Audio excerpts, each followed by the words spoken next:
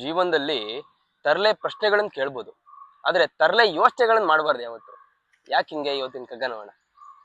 ಸಂಗೀತ ತಲೆದೂಗಿ ಪುದು ಹೊಟ್ಟೆ ತುಂಬೀತೆ, ತಂಗದಿರನೆ ಸಕ ಕಣ್ಗಮೃತ ಕಣಜಕದೆ, ಅಂಗಡಿಯ ಮಾಡದಿರು ಸುಕೃತ ಪ್ರಸಕ್ತಿಯಲಿ, ಪೊಂಗುವಾತ್ಮವೇ ಲಾಭ ಮಂಕುತಿಮ್ಮ.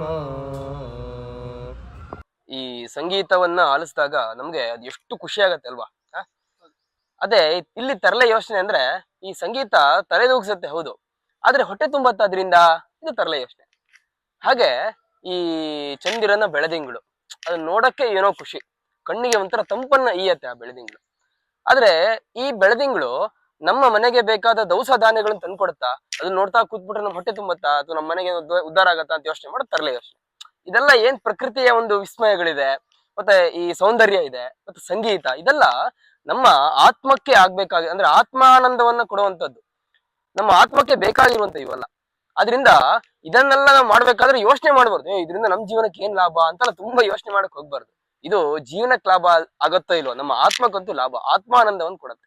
ಅದರಿಂದ ಆತ್ಮಾನಂದದ ಬಗ್ಗೆ ನಾವು ಯೋಚನೆ ಮಾಡ್ಬೇಕು ಅಲ್ವಾ. ನಮಸ್ಕಾರಗಳು.